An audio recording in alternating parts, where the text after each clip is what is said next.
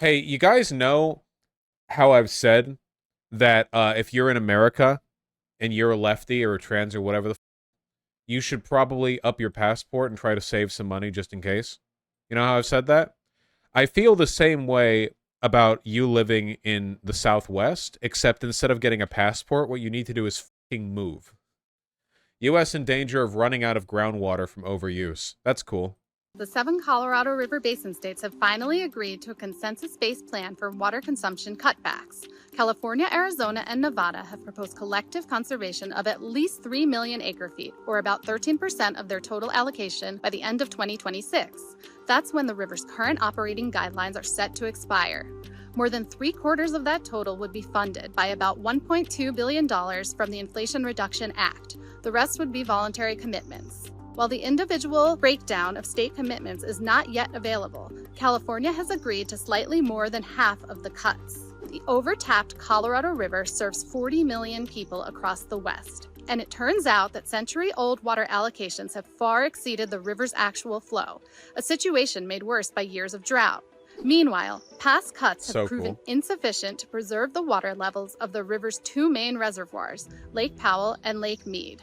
Whether the federal government accepts the proposal remains to be seen, as does its impacts on the region. We're investing billions of dollars to protect our iconic outdoors, preserve our historic sites, and address the devastating influx of climate change. It includes historic funding for farmers and communities in the upper and lower Colorado River Basin. While officials and experts alike have applauded this important step, many have voiced concerns that this is a short-term solution to a long-term crisis.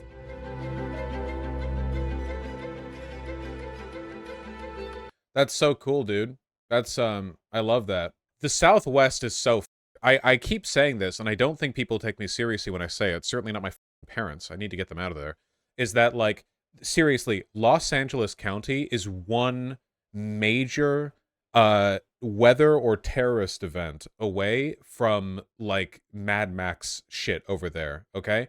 Immortan Joe is going to be, like, at the top of the WB, like, ornamental water tower, pouring like 2 gallons of water down on a crowd of thousands, and they'll all be like looking up reverently at him. There's a group of Silicon Valley billionaires buying up water rights from the area outside of Sacramento to create a graded town for the rich. Yep. Yeah. Water futures have been like skyrocketing in price lately, as like companies and the ultra wealthy start buying it up to hoard or to leverage the price on. Yeah. LA County imports a huge amount of its water. Yeah, about 50% of its water in 2016 came from outside of the area. Jesus. Thank you, Palmdale, for reusing so much of your water.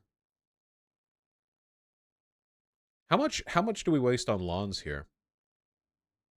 Lawns, which have been especially singled out as water wasting culprits, are estimated to use about 40 to 60% of landscape irrigation in California, or just 3.5 to 5% of total statewide water use. Overall, landscape irrigation is estimated to account for about 50% of annual residential water consumption statewide. I will never forgive the state of California, or I guess this was the city of Beverly Hills. This was in the city of Beverly Hills, okay? This was a city of Beverly Hills thing, where they went door to door handing out little 5-minute hourglass timers so that we could all be encouraged to take 5-minute long showers. And meanwhile, the upper hills in Beverly Hills are full of like mega lawns. Having lawns in Los Angeles is insane enough on its own, and they're everywhere. And the state will never, or the city will never do anything about them because a lot of those lawns are owned by very wealthy, very powerful people. It'll be like, or if they ever do pass anything like that, it'll be like, okay, well, 99% of lawns have to be axed, and you have to have like local biodiverse lawns made of cacti or whatever. But the 1% in Bel Air and Beverly Hills can keep their shit. This is true class warfare. It's literally just because they know the wealthy want to keep their lawns. It's insane. How does one ban lawns? Easily and with great pleasure. Apparently, the CA Senate just passed a law that restricted watering fake lawns. Oh, you mean the people who run water on their lawns so that people, like on their fake lawns, their AstroTurf, so that people don't realize it's a fake lawn. Like, they get a fake lawn, then they water the fake lawn because it's like, look, we're like a real lawn too. Thereby like making the point of a fake lawn completely not real. California, baby. Los Angeles, baby. Let's go. Is that really a thing? Well, it's not crazy common, but yeah, I've heard of it happening. How's the Colorado River doing? Remember that if the Colorado River goes down too low, not only do we lose water, we also lose power from the Hoover Dam. Look, the water level, like, should not be going down this low. When is this image from? Oh, there it is. There's 2000 to 2021 to 2022. Dude, look. The Virgin River is dried up, just like actual virgins are. See? There's no more water here anymore. I assume this is during the summer, so like during the winter, maybe it would be more full. But yeah, it's not good. Actual Virgin River. This is an older one. Water level near capacity, 1998. Water level July 11th, 2014, lowest on record. Water level on December 21, 2012. Let me see if I can find something from the past year. Yeah, look at how low this is. This is going to start affecting energy generation too. I mean, a lot of the power that the Hoover Dam produces is dependent upon the pressure of the water, the water pressure supplied by the weight of the water above it. I mean, you can see how like low down this is. Like, look, that's the size of a person. Do you see this single pixel right here? That's a human man, right? Like this. So this represents like 150-foot drop off, maybe more than 150 feet. I don't know. This is a long way down to before you hit the water. Look, it gets even lower. Look at that. Holy shit. How far down are we? Sorry, I'm taking a look at the charts, which they keep diligent records of, thank God. Daily discharge. Just like my wife, am I right? So we had a lot back in May. I did the calculation. It's insane. Nevada just built a dumb vanity project called the Sphere that uses the same amount of power and carbon emissions as 10K people annually for its LED exterior. Yeah. Isn't Vegas like one of the most water efficient cities in the world? Like all those extravagant fountains and shit recycle 100% of the water? I think they are. They kind of have to be because there's no water anywhere near, right? American groundwater has been severely depleted in recent decades, with 40% of more than 85,000 wells hitting all-time lows in the past decade, rainwater failing to replace the losses. The deficits are found across the country, including in Utah, California, and Texas, where the depletion is leading to fissures in the ground and buckling roadways. Cool. Arizona officials announced in June that some new construction in the Phoenix area would be restricted due to inability to guarantee groundwater supply. Huh. Wow, that's kind of terrifying. Placing limits on new construction in the capital city because they can't guarantee they'll be able to supply water to those parts. I mean, to be fair, nobody should live in Phoenix, Arizona, but still, the fact that they would put restrictions on that. Wichita County saw yields of only 70.6 bushels per acre last year compared to up to 175 in the late 1990s. Groundwater depletion has led many Kansas farmers to switch to practice of dryland farming, or farming that relies entirely on rainfall.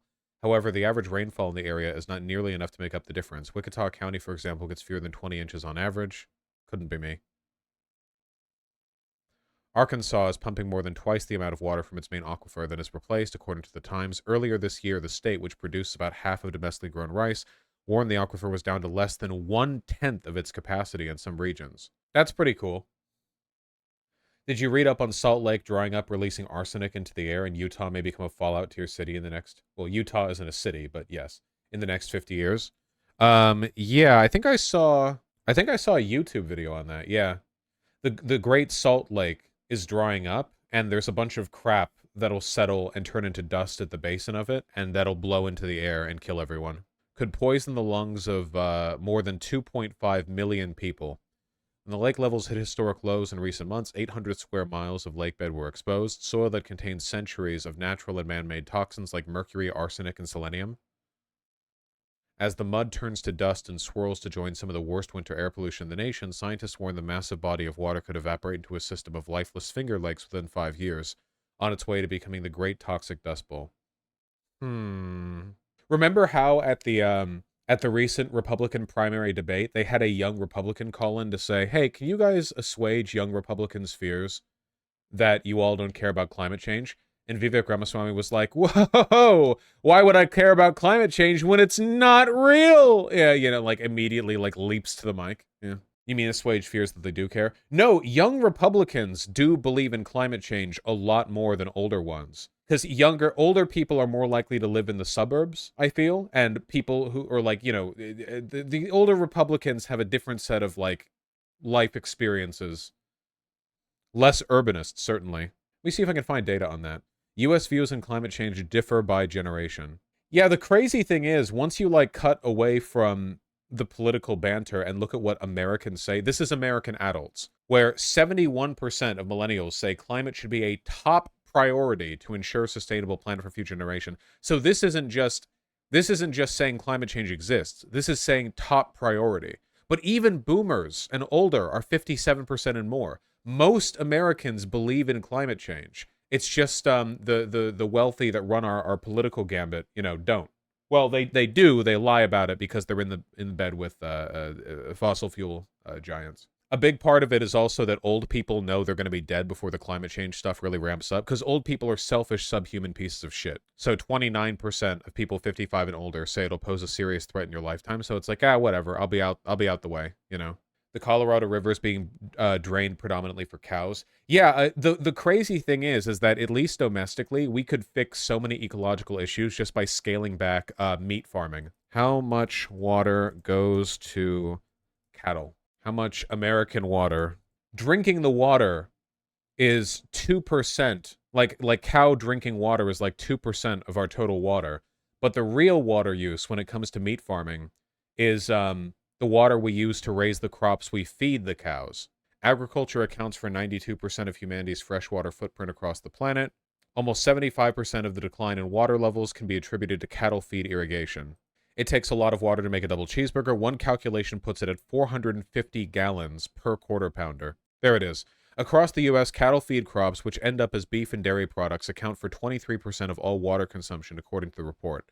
In the Colorado River Basin, it is over half. And it's so we can raise a bunch of like wheat or whatever we feed them, grain, to feed the cows, and then we eat the cows because that's very like energy inefficient. Bruh, cattle can be raised on marginal land that can't be farmed, and regenerative agriculture can restore decertified land to being suitable for growing on. It's the feedlots that suck. No, because even if the cattle are being raised on that land, the crops to feed them are being raised on agriculturally viable land, and we use a ton of water on that. We got to do it again. We're going to show the graph again. Guys, we all know what graph I'm about to show, right? Which map? We all know what I'm looking for. Yep. My favorite map in the world. Cow pasture and range. Sheep, goats, other horses. Right here.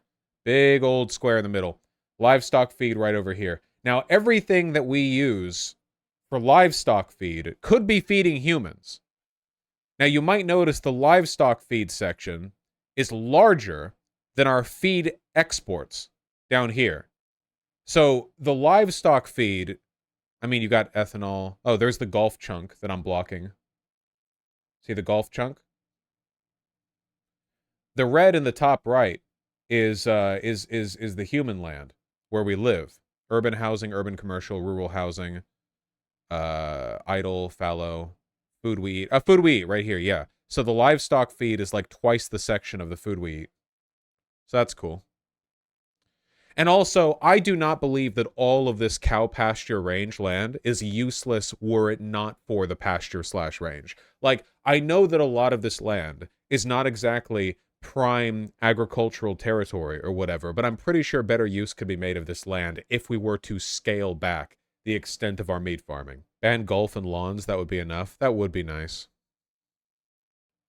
Yes, this is just a map showing what land is used for in America. What's the significance of the 100 largest landowning families being separate from everyone else there? Oh, just to help you hate the rich a little bit. Why not? What's the solution to all this? Do we simply roll over and die? I mean, we could do that. We could consume less meat. Bill Gates also owns farmland. Yeah, he's pretty rich. I think veganism and vegetarianism would catch on faster if their food wasn't advertised to replace meats. I agree completely. Vegan food should stop trying to be like, hey, look, it's going to be as good as meat. Because it's not. You can't do meat better than meat. Make good vegan food. There's good vegan food. It's not like there's not good vegan food. But stop trying to like stop setting yourself up to be compared to a greasy cheeseburger, okay? Just make good vegan food. This is like such an American brain thing where it's like, well, how do we sell people on vegan food? Well, let's sell it to them as like a triple price, less tasty cheeseburger. Like that. No.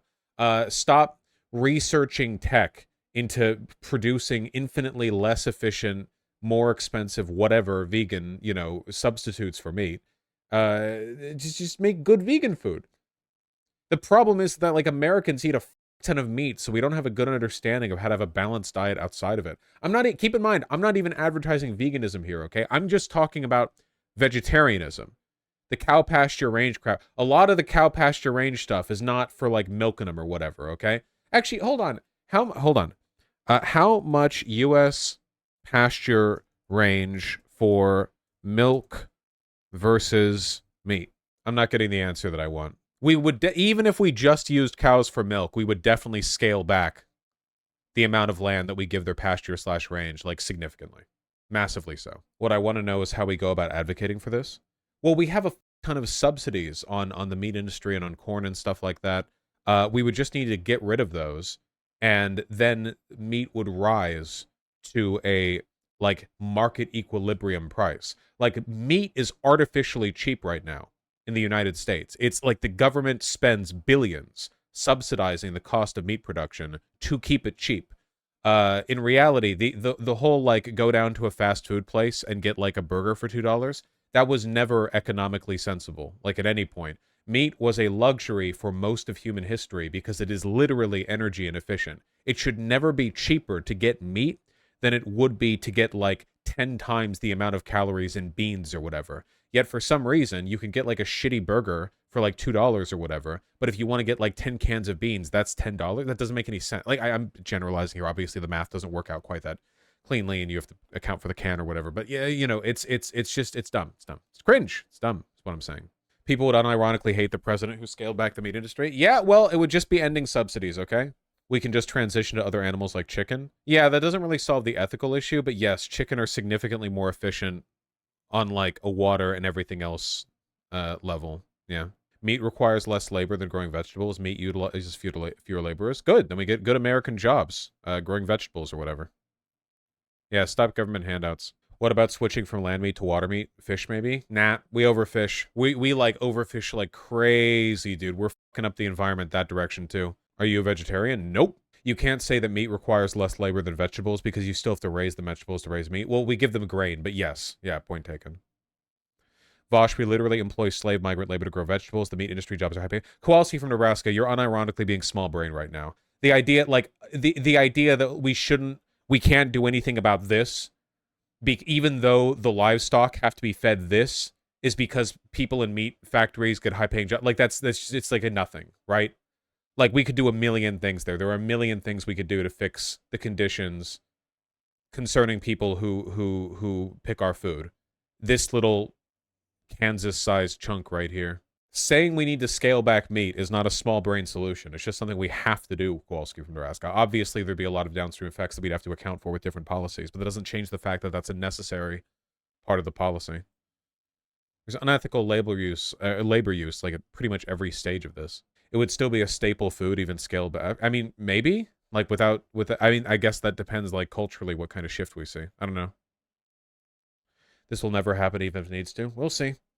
It might eventually no longer be possible to water all those crops, you know. Vaush, as soon as you bring up scaling back meat, chat forgets how drastic the water level was like 10 minutes ago. Yeah, it's like we're like about to run out of water in the entire country or whatever, and it's like, okay, well, people are never going to scale back meat use. All right, well, if it's literally a matter of what they're going, like, if we run out of water, like, eventually there is a breaking point, you know? At least Saudi Arabia will collapse faster. Yeah, I suppose. Yes, golf should also be illegal. I would much rather give up lawns and golf before meat. Yeah, okay, I don't know. I feel like chat gets weird every time this comes up. I feel like there's a set of very cosmopolitan answers, or people feel very detached from this.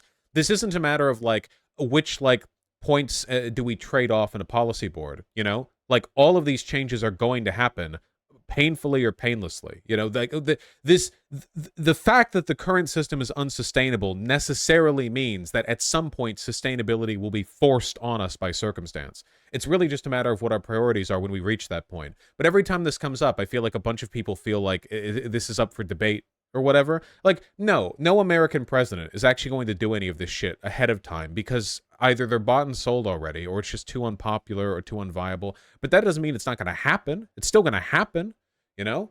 We're still going to have to deal with it.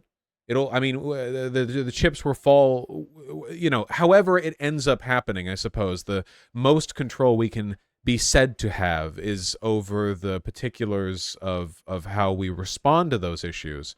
I don't know. It's not a pick and choose kind of dynamic. Vaush, your correct analysis of EU and US shows that livestock farmers receive about 1,000 times more public funding than plant-based and cultivated meat. That's great. I love that. That's great. I love that. In the EU, they receive 1,200 times more public funding than plant-based meat or cultivated meat groups.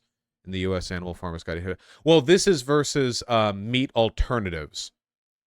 So I don't know if this is necessarily a fair comparison. Because I don't want meat alternatives. I just don't want meat. But yeah, I get it. You know, like, obviously, meat alternatives aren't going to hit any kind of, like, economic equilibrium relative or comparable to like, farmed meat. If farm meat is getting so much money. You guys realize that your lives would not change that much in a world without meat, right? I understand, like, a vegan world because butter and milk legitimately make up the basis of a ton of stuff. But there are, like, eating... Listen, I've eaten plenty of, like, steak and burgers. It's not like I'm operating from some, like, lack of understanding, okay? Eating vegetarian is not that difficult. Genuinely, it's not. Vegan is pretty tough. Vegetarian is not that difficult. If all these, like, if there was some big, like, mandate from God, or, like, the president slammed a stamp down or whatever, and no more meat being eaten whatsoever, which is never going to happen, but if it did happen, like, I genuinely, I don't think that, like, food culture would change that much. I really don't. I genuinely do not. I don't. Eating fish is not vegetarian. Almond milk must die. Oh, yeah, we have to ban almond milk as well. Yeah, I agree, Annie. You can see, like, even in chat, people are so uncomfortable with the idea. I think the main problem also is that we live in a culture where nobody knows how to cook. So a bunch of people's, like, only reprieve from their depressing 60-hour-a-day work week is the, like, specific kind of frozen meat meal that they like. And then it's like, oh, you want to take that away too, you fucking commies or whatever? But then it's like, man, if you knew anything about cooking and you just had some basic spices and, like, tortillas and beans and cheese, like, you could make something 20 times better than whatever the fuck you're obsessed with.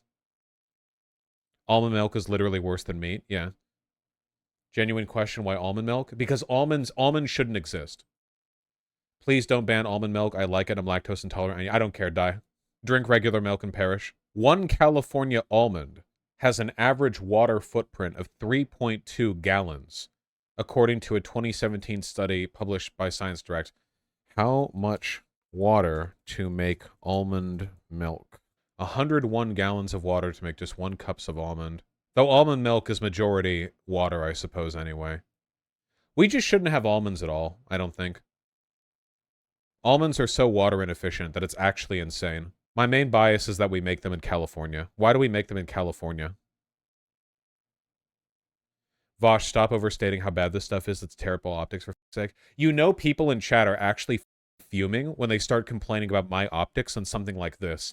Like I have to be considerate of the optics of discussing, like, we're talking about, like, the end of America over here as all of our shit right. Like, hey, you know, maybe if we ate less Big Macs or whatever, and people in chat are like, whoa, whoa, whoa, whoa, dude, whoa, you can't, dude, whoa. Like, yeah, but don't be a coward. Don't say terrible optics. Say that you're mad. Just say, ooh, I'm fuming right now, or, like, asterisk, hot steam blows out of my ears, asterisk, like that, you know? There you go. Yeah, isn't there a /me command in chat where you can italicize what you say? Yeah. A pound of almonds is as water efficient as an entire rice paddy. You could literally turn all the almond farms in Cali into rice paddies, and we'd fucking dominate the world in rice exports to save water. We should make more rice, that is true. Though I don't know if California would be the best place. Why are we even farming in the desert? That's a great question. It's not really in the desert up there, but yeah. Yeah, a good portion of California is, like, kind of Mediterranean. Data sources 1991 to 2020 climate normals. Not hot desert, at least. What we do with all the cows, though, exterminate some and keep the others for milk? I don't know, man. Couldn't they just, like, Be allowed to die? I don't know. Like a lot of the cows we raise get slaughtered at like 12 to 18 months anyway, don't we? That's what the ones we use for meat. I mean, we would just like, I don't know, we'd either finish the slaughter and just not breed anymore, or we would just let them live. I don't know. I mean, there's a couple ways you can handle that, I imagine. Arizona's water use by sector. 22% of the water supply goes to municipal purposes, 6% to industrial, 72% to agriculture.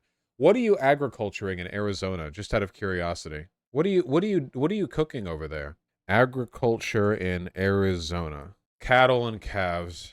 The southern part of Arizona is mostly desert where cotton and lettuce crops flourish. Cattle and sheep thrive in the mountainous regions of the north and west. Cattle and calves and dairy are Arizona's leading agricultural products, with cotton, lettuce, and hay positioned as top produced crops. It's because there's no room elsewhere. Iowa is already all farms. We don't need them. Hold on. Iowa farmland. Okay, Iowa land use. We're really getting into it today, aren't we? Well, it is certainly the case that Iowa is almost entirely cultivated crops. But cultivated for what purpose? Corn? Yeah, but like corn to... Do they feed corn to livestock? Corn, soybean, and pork. Yeah, they do? Okay. Yeah. A good number of the farms here in Arizona are owned by foreign interests. Arizona AG takes aim at foreign-owned farms that pump groundwater to feed cattle overseas. What? Pump groundwater from Arizona to feed... Wait.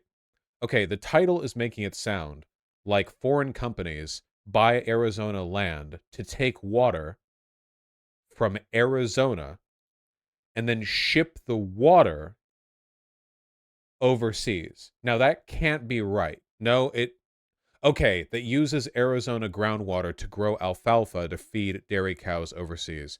I think that, much like real estate, I feel like farmland is one of those things where you should not be able to have...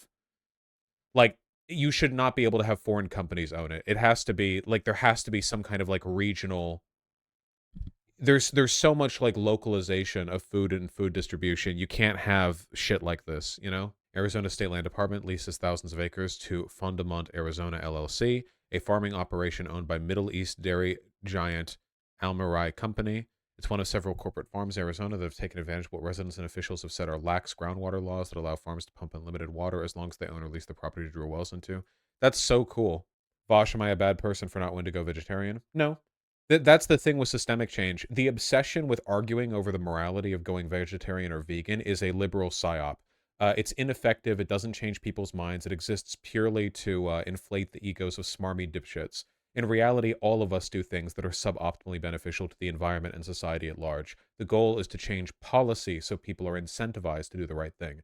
It is better for us to take a bus to work than to ride a car, but I don't expect everyone to make the personal choice to take a bus and just leave their car sitting in their garage. I expect cities to spend money to make that the better option. Likewise, you know, if meat is made much, much, much more expensive in line with its equilibrium price without subsidies and people start shifting towards other, like, dietary practices, you know, we'll make it easier for you to be vegetarian. The wells have been capable of pumping 3,000 gallons of groundwater per minute. Cool. Far more than what's used in homes, according to state estimates. 30... What? 325,000 gallons is enough for 3 average-sized homes in Phoenix for a year? A house takes up 100,000 gallons per year? Yes, houses are very thirsty. Like 100,000... So what would that be? Like 3,000 gallons a day, right? Because like 3,000 times 365 would be roughly 100,000, right? Wait, no. 3,000 to 100,000. No, I'm wrong. It would be 300. 300 times 300, right? No. Why can I not do the math? Yeah, 300 times 300. Yeah. 300 gallons a day. Is that right? 300 gallons a day. On average, it's 60 gallons per person per day. Huh. Whatever. The obsession with domestic water use is a psyop anyway. And that's another psyop. I'm calling out all the psyops today. The vast majority of water that could be, like, saved, that is being wasted and could be, like, saved, it's not residential use. It's It's the meat industry. Like that's the huge drive. Like we obsess over lawns too, and lawns we shouldn't be wasting our water on that, especially in like Los Angeles or whatever. But even that's a drop in the bucket compared to the ungodly amount of water that we use on keeping cows fed. Lab grown meat because I have a disease that means I can't eat a ton of carbs and I need a lot of meat. We're gonna bean your ass up. We're gonna bean you good. California's meat industry is mostly serving the growing meat market in China. That's great. We will just use the water from the Great Lakes. Problem solved. Unironically, if there's a region that you guys should probably move to, it should probably be somewhere near the Great Lakes. Because soon that's going to be one of the only areas in America that has completely, like, okay access to fresh water. What about the South? Not the South. Michigan won't share it. They're really protectionist over their water. I can't really blame them. The Pacific Northwest is also very water-rich. Yes, Washington is pretty water-rich. Freshwater levels, Washington State. We're pretty saturated, yes. Let me see. Oh, that's a whole bunch of data. Oh, yikes. All right, well, I think that generally we're doing okay, but at the moment, look, all those red dots are in the low. Low indicates the estimated stream flow is the lowest value ever measured for the day of the year. Oh, that's cool. Okay, so like 1/2 of the stream flows across the state of Washington are currently at the lowest levels ever recorded for this day of the year. That's cool. That's super cool. Are you a red dot? Well, Seattle's down here. So we've got a red dot there and a green dot there. So it averages out. We're fine. All right, never mind. Here's U.S. farmland. Yeah, look at the land by the Great Lakes. Goddamn, Wisconsin, Michigan, Minnesota eating pretty. Look at all that fresh water. Meanwhile, everything by the Rockies is like a dead zone. Middle of Cali. Yeah, this is like Napa Valley. There's like a valley in the middle of California that's basically like being in Italy. At least you'll get plenty of salt blocks. Yeah. What's that solid green area in Canada? Up here? Well, this is this farmland or wetland or like agriculture land? Farmland? Yeah, well, I don't know. They farm in Canada. Do you think it'd be hard to move there? To the Midwest? I don't think so. I think that Midwest housing prices are I mean, even if you go, hold on. Chicago average rent. The average apartment rent in Chicago is $2,300. According to Zumper, it's $2,000. That's a lot. Seattle average rent. Pretty much the exact same. Okay. It's pretty expensive. Chicago is just New York City. Nah, Chicago's better than New York City. Come on, I say, having never been to either city. Come on. Be real. Is that median or mean? Mean. What about, like, just outside of Chicago? The average price of Buffalo, New York is half that? Yeah, but that's Buffalo, New York. That's not New York City. I mean, how far out are you at that point, right? What about Philadelphia? Still about 2,000, yeah. Wait, hold on. Chicago city limits. Is this one of those things where, like, the city of Chicago... Okay, yeah. The thing is, when you look up average rent in Chicago, the problem is that you're only looking at the city, you know? Not the overall metropolitan area. And there's a big difference there. Like, here's an older map. Yeah, it's like... The red lines are the city of Chicago. But then there's all the suburbs outside of it, or like the other areas, you know? Lamau, that's so old. Yeah, well, it's the city borders. I mean, the city borders are old, but yeah. Chicagoland area. Chicagoland population. Is that what they call it? Okay, the Chicago metropolitan area is 9.5 million people. Whereas Chicago itself is just 2.7 million. It's like that with Los Angeles too. Anyway, the moral of this story is make sure to recycle your pee. We have to move on.